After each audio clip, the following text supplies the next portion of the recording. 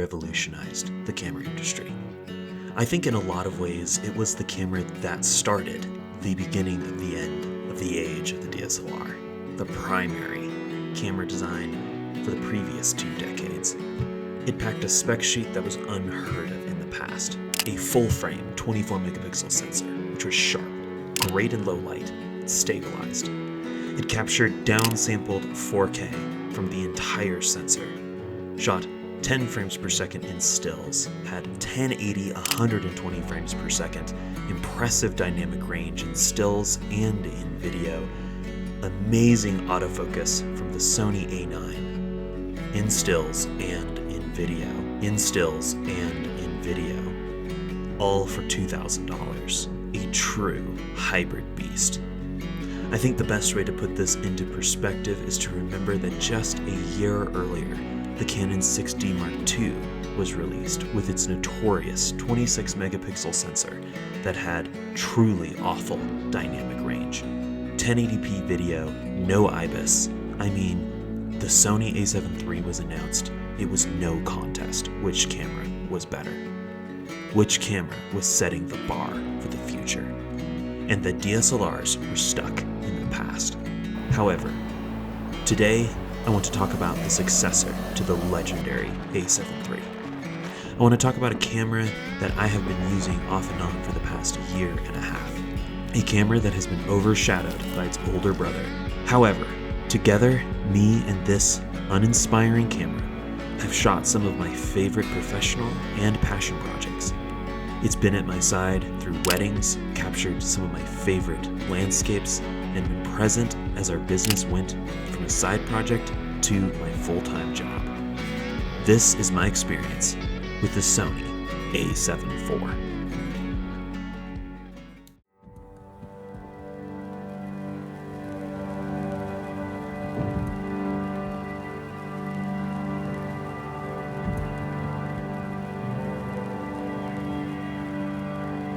We are now recording this for the second time because I didn't have audio on.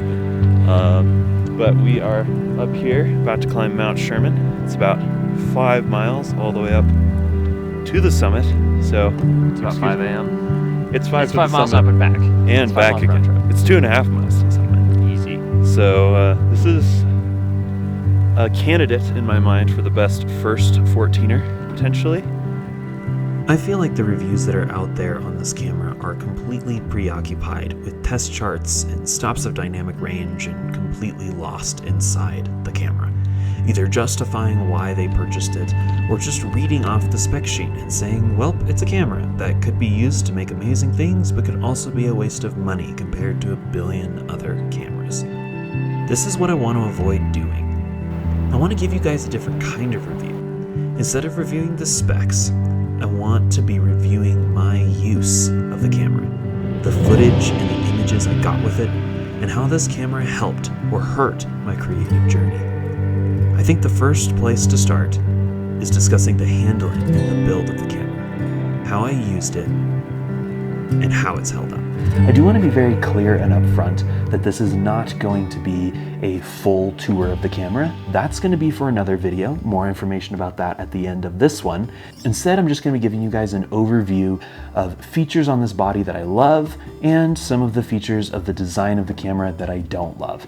And the first thing that I want to start off with is the biggest pro I can think of on this camera, and that is the addition of this dial here, the photo video switch dial.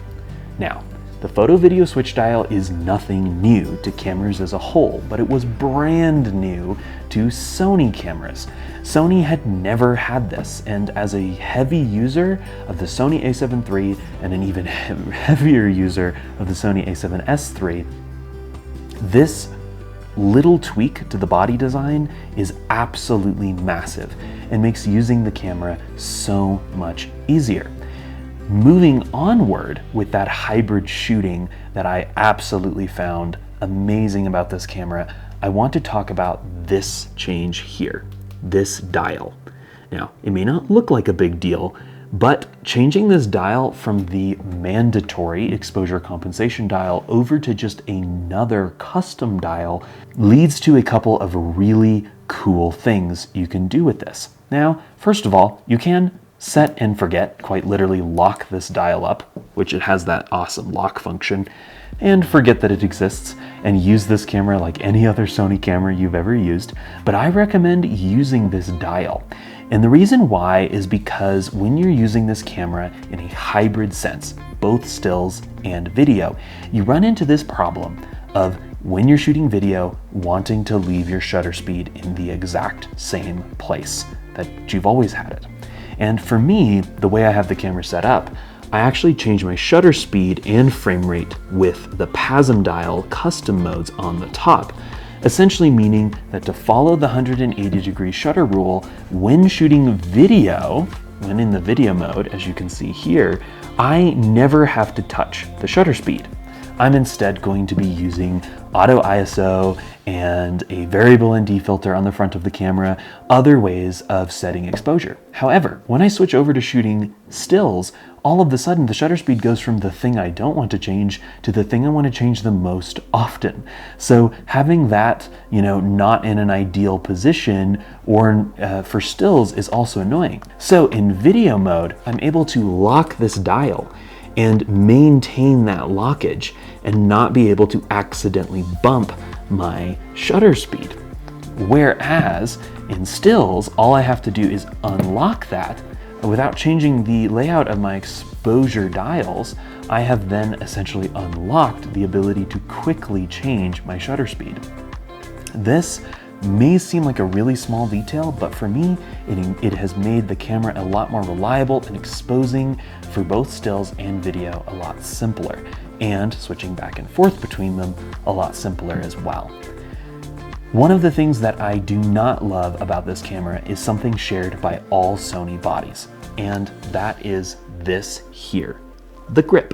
Now, looking at the grip, you may notice something interesting. The shutter button actually comes down off the grip. So this is the top of the camera, and the shutter button is actually on a lower platform that slants downwards. Now, of course, the shutter button is slanted the opposite direction to make it a little easier to push. But the reason why I really want to point this particular thing out to you is this camera just isn't as comfortable to hold as most other cameras I've used. For example, the Canon R5 feels better in the hand. The Nikon Z6, 7 series, and the Z8 series all feel better in the hand because they give your fingers a little bit of extra room on the grip. As you can see, my middle finger on this hand and this finger and my pinky are really squished together in order to stay on the camera. Whereas on most other brands, where the shutter button, I don't know what you'd call this little grip area, is actually lifted above the rest of the camera. Another great example of this is the Panasonic S5 IIX, the camera that I'm shooting on right now, which has that raised area on the grip. This does not increase the height of the camera because it would still be lower than the viewfinder, so it doesn't affect its ease on storing in bags. I honestly have no clue why Sony has it designed this way.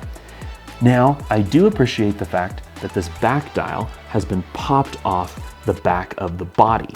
However, the front dial is still a little difficult to turn when you are wearing gloves. Now, not a huge deal again, but this is one of those areas where a lot of other camera brands have solved this problem in other ways to make all the dials really easy to turn, whether you're wearing gloves to survive negative 10 degree Fahrenheit temperatures or not.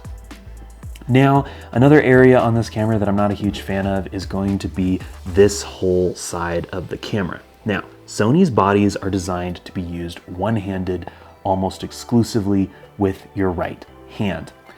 And this little choice on Sony's part, I don't think is necessarily bad, but it does lead to some wasted space on the camera. For example, there are no custom buttons between the mount and the grip on the front of the camera.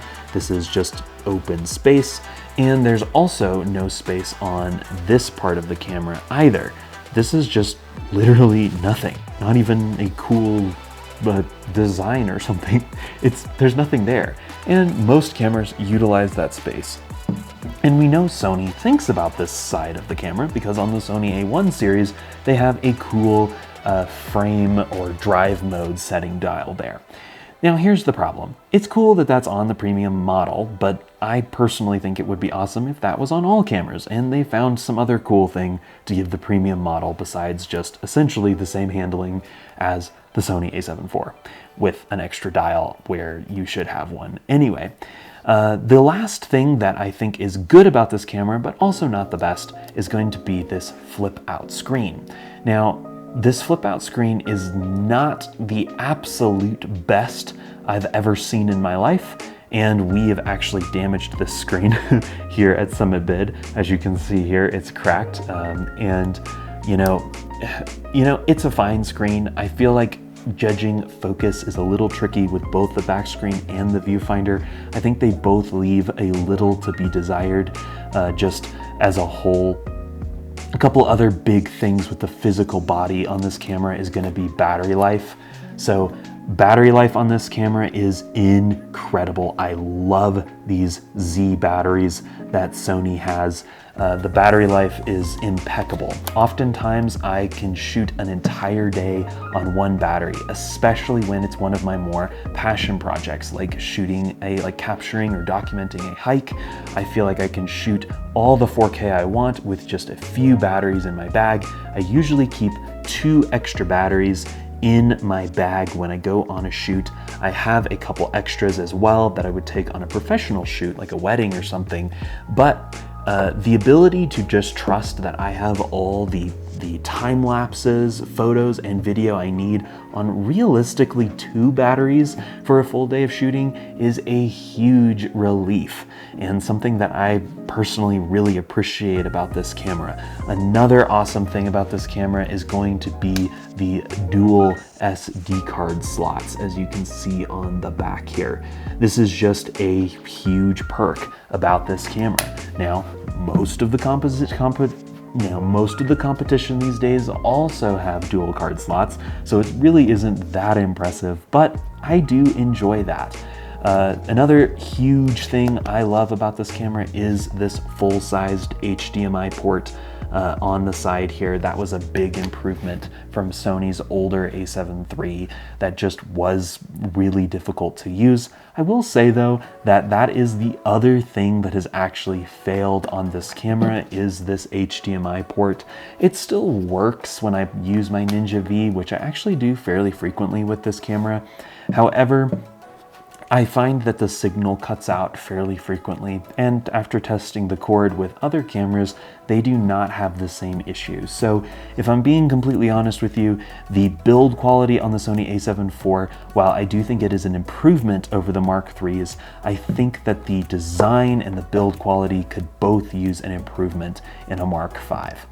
So moving forward, I want to jump back to this tilting touchscreen here. Now, I did not actually do the damage to this touchscreen. It was actually my co-conspirator here on Summit Bid, Brandon, who actually owned this camera and used it very hard in a lot of different professional settings for quite some time.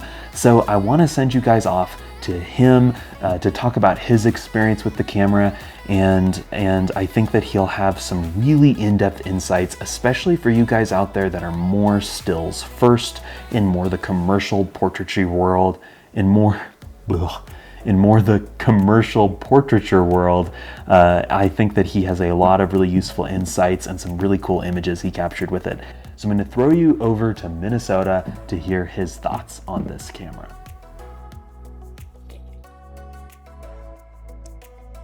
All right, thank you, Toby. So I do feel like I have a nuanced perspective on this camera. The big thing that the a7IV did for me was really get me into hybrid shooting. So before the a7IV, I did try to do some video. I did it with the A7R III. And I did do a little bit, and it was okay, I guess, but it wasn't really what I wanted out of a camera for video, so I kind of gave up on it. But with the A7IV, I was able to both keep up with my stills photography and also start doing video. So for stills, I shot a ton of fashion photography. I did commercial portraits, I did some events, and a bunch of product photography. And I did all of these still professionally, and 33 megapixels was kind of a great in-between for all of them. So 33 megapixels is, to me, feels like a great middle ground. It gives you kind of a little bit more than the 24 in terms of resolution, but not the file sizes of like 45. And where I was at with that, at that point, I felt like that was kind of a great in-between. And then the camera was a big upgrade from kind of Sony's past with autofocus. Like, this was kind of a next level autofocus system. The eye autofocus was especially great and kind of a really incredible tool for those who are trying to do portrait and or event photography. So I did a bunch of commercial and fashion shoots with it, and the eye autofocus was just a lifesaver. I can't stress how much I feel like eye autofocus has really upped my composition game. One complaint I did have about the camera though was it didn't seem to handle low light as well as I feel like I thought it should. I did this one shoot for a company where I got a bunch of great images at golden hour and sunset, and then I was trying to do a couple more creative images. They weren't really necessary, but I was hoping to get some cool images during blue hour with some sparklers. And those photos just came out a little bit grainy. Not horribly, but enough that it kind of bothered me. And that was one of the photos that they liked, but it just was a little too grainy for what they wanted. So I kind of felt bad about that. But what really pushed me with this camera, or really kind of helped, was this camera was key for me becoming a hybrid shooter. So the first thing that's kind of an in-between for the photo and stills, or the stills and video, is that it had a switch that allowed you to go between video and stills photography, which no other Sony camera before this one had that I can think of. It definitely wasn't on my A7R III, and it wasn't on the A1, which I know a bunch of people were pissed about, but I thought it was such a cool feature to be able to just switch between video and stills, because I did this. Like, I would shoot some, I shot a concert and I shot some events where they wanted both video and stills, and I was able to just kind of flip between the two, and it made that possible basically, which I don't know if it would have been possible on my A7R III, or at least not as efficient. 10-bit video was probably the biggest feature for me though. I did shoot some on the R3, the Sony R3, not the Canon R3, just to clarify, where I wasn't really able to color grade the S-Log footage, at least not the way I wanted to. And that kind of pushed me to give up on it, because I didn't really want to just shoot in standard format. I wanted to be able to shoot the, cinematic look, and I wasn't able to do that on the A7R III. But once I got the A7IV with 10-bit video, I was able to really start to color grade my footage. That, with conjunction of S-Log 3 and Sony's S-Log 3, what's the word I'm looking for? Utility LUT, the one that allows you to convert to 709, Rec 709. So that allowed me to create some really cool video with really great color and a cinematic look. 4K 60 was another great feature. I think Sony was maybe just a teeny bit behind when you compare it to the Canon R5, but still a great feature to have. And then another thing is that although it was kind of not a great performer in low light stills, the A74 did fantastic in low light video for some reason. I don't know what the difference in like tech was for that or whatever, but in video, I was able to shoot way higher ISO than I thought I'd be able to on it, and it did great. So those were some of the big things that were like pros for the video. There were a couple kind of downsides. I ran into overheating issues. I was shooting a concert and the camera did overheat a few times, which was annoying. That being said, I was able to just kind of turn it off and let it rest for like 10 minutes and use it again. But I had to do this a few times over the course of like a couple hour concert. And that can be kind of detrimental if you are really trying to capture the whole event, and or if something really important happens during those 10 minutes that you have to let the camera kind of cool down. So that was really annoying and a reason that I don't have it anymore. Another kind of downside was, well, this one's bittersweet, but the 4K 60 is cropped. So a downside if you're trying to shoot wide angle 4K 60, but I guess a way to spin it positive was I was able to get kind of more macro shots, make my macro shots even more macro by using the cropped 4K 60. And that was great for a couple different occasions. The coffee video that we will pop up onto the screen right now is one example of that. So I hope this was helpful. I really felt like it advanced my career into being able to do both video and stills. Definitely didn't take away from most of my stills features. It took a little bit of a downgrade in megapixels, but that can also be swung to be a pro thing also. But otherwise, I'll see you guys in the next video. Back to you, Toby. Alright guys, it's image quality time. I want to start this segment off by just letting you guys see what this camera is capable of in stills and video. Enjoy.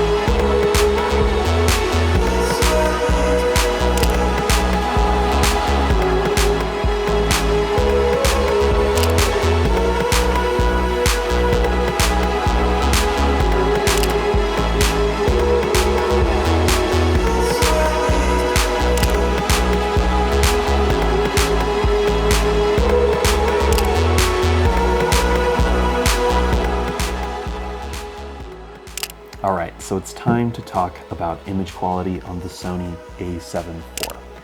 In my mind, it's really a tale of two mediums with this camera. I kind of feel like the difference between stills and video are sort of completely opposite of each other in the experience you should expect to see with this camera. So in stills, I feel like the image quality leaves a lot to be desired. You did hear Brandon's opinion on it, that the 33 megapixels is really nice. I personally think that the image quality on the a7IV is really essentially no different than any other 24 megapixel sensor out there. The reason for that is this camera has an aliasing filter, and that aliasing filter that goes over the sensor is literally there to blur the image slightly. And because of that, I feel like I don't get that next level crispy image really out of this camera, period. I feel like there's always a little veneer of softness until the image is somewhat sharpened in post. And you know, I also feel like, as I detailed in another video, that the detail in the shadows on this camera, the dynamic range in the shadow areas, is not as good as other cameras in its price bracket and that I've used in the past either. I'm just a little disappointed all the way around in that regard. Now, that is a completely different story from the actual handling experience when shooting stills with the Sony a7 IV. So in my mind, the Sony a7 IV does a lot to solve the handling issues I've had with previous Sony cameras. The grip is a little bigger and a little beefier. And even though, as I mentioned before, it's not my favorite grip, it's my favorite Sony grip I've personally used. The dial operations, the hybrid shooting experience, the speed with which you're able to switch between stills and video, the customization of the custom buttons, the My Menu mode, the 4 dials, the thumbstick, the touchscreen, the experience of shooting stills on this camera is honestly amazing. Not only is it amazing, but this camera is also super reliable in stills mode. I have never run into any major issues shooting stills, whether that's landscapes on the top of a giant sand dune, or whether that's in the rain, or whether that's at a wedding. You do get 2 card slots. The frames per second is good. I mean, from a stills perspective, this camera is a professional monster in my opinion, and I really love that reliability and user experience. Now, on the other hand, we have video. And in the video department, I find this camera to be significantly more, the word I'm gonna use is frustrating. The 7K downsampled 4K off of this sensor is gorgeous. The level of detail and sharpness this camera has without looking digital is shockingly impressive. I absolutely love the way that this image renders out, whether that's on YouTube or whether that's on my computer in my NLE, it doesn't matter. That footage just looks insanely good. And in a funny way, it feels kind of similar to working with actual 8K files, something that I've done quite a bit, and 6K files, like what you could capture with the Lumix S5 IIX. And the 8K off of the R5C, which I also shot quite a bit. Now you can't crop it as much as those cameras. However, at the same time, because it's downsampled, it's a lot cleaner and kind of presents itself really, really well. I adore the 4K off of the Sony a7 IV. It's incredibly gorgeous footage. And in my opinion, not only is it sharper than the FX3, the A7S III, the FX6, and the ZVE1, it also has better low light performance than its higher resolution brethren, which right now is really just made up of the Sony A1 and the A7R5. This camera is in a sweet spot all its own on an image quality side, and it's gorgeous. This is really made really frustrating because of a few reasons. The first reason is this camera overheats, and as Brandon mentioned in his segment, it is a real issue. It is completely unpredictable. What will make it overheat, how long it will need to recover from that overheating. You do get a little warning light that will pop up on the screen before it overheats, but it's unclear at that point how much longer you have. This issue makes shooting professionally with this camera next to impossible, in my opinion. It's the reason why I own the FX30. It's the reason why I'm experimenting with the with the Lumix S5 IIX. This is the key problem, and I am going to mention a couple other cons with the video image quality coming up, but this is the actual one I want you to hear. This camera is not ready for prime time when it comes to video shooting professionally, because you cannot bet the budget of the wedding you're working on or the interview you're shooting that it will maintain and continue filming through the course of that interview, until it runs out of card space or it runs out of battery. And you also can't predict what situations you might be able to get away with it on and what situations you won't. It's just really frustrating. The other two, I would consider them more minor, but still kind of leaning into this situation where the image quality experience is just a little irritating. The usability, the reliability is irritating. Personally, the rolling shutter is a significant issue as well. Personally, I've found that I'm not wanting to whip my camera around like this all the time, so I feel like I get away with it a lot. I just personally think it makes the handheld footage look a little more nauseating and a little harder to get looking right. That may not bother you a ton, but it is something to keep in mind. And the last thing is the crop in 4K 60. Brandon kind of brought out, in my opinion, what is an advantage, that it helps you get closer to your subject. And I don't want to undermine that point. It is really cool that this camera has the functionality to be able to shoot 4K 60 in APS-C mode, something that the Sony a7S III actually doesn't have, and the whole lineup of 12 megapixel sensors that Sony's put out. However, I am going to say that it's probably more beneficial to have 4K full frame. This is something I've kind of gone back and forth on as I've owned the camera and used it in different situations. Sometimes it's literally a non-issue, sometimes it's a benefit, sometimes it's a legitimate problem. It's just something you're going to be working around, as once again, that practical usability from a video perspective. Which kind of leads me to my conclusion on this camera. So I've had it for about 1.5 years, and what is kind of my final conclusion with this camera? What are my feelings on it? I've really had to think about this one, because I find myself gravitating towards this camera for a lot of use cases that I wouldn't necessarily expect. And I think that a lot of that just comes down to, I love the way the 24p looks on this camera. For a lot of projects that I use it for, long shoot times aren't that important, and slow motion really isn't that important either. And that's why I think this camera keeps finding itself on my capture clip, and keeps finding itself in my hands, in the field, and continuing to find usage even after I feel like I'm kind of done with the camera because it overheated again or had some other issue. It's just a really great camera to use. And you know, I think this particular point is kind of underrepresented in the photo video community.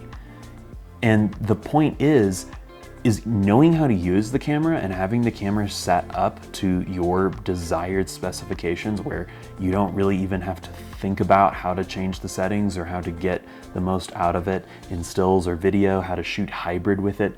It's really underrated how important it is to know how to use your camera. I know how to take advantage of this camera's strengths, and I largely know how to either predict or work around this camera's weaknesses. And because of that, it just keeps coming with me in my bag to shoots and keeps clicking away photos and video clips for me that, you know, long after I think I should have outgrown this camera. And in that way, I just really appreciate the Sony a7IV.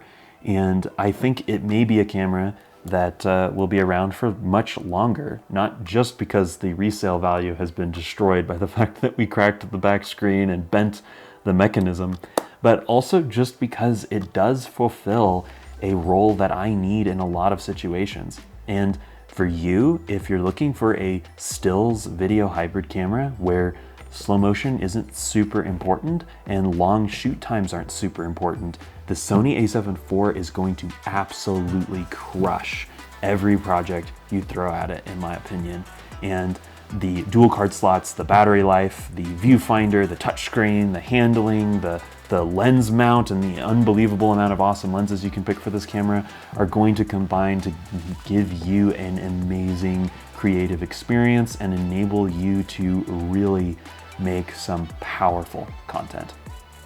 All right, well, thank you so much for watching this video. If you guys enjoyed this one, please hit that like button. That actually really helps our channel grow. We are working hard to put out quality content for you guys, both educational and reviewing products, to give you guys the power to make the most informed decisions possible in the photo video space and the best content possible in the photo video space. So if that interests you as well, hit that subscribe button. We would love to go along with you on this journey.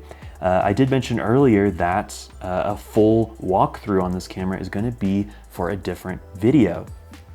And that different video is actually going to be a guide on how to shoot video with Sony cameras.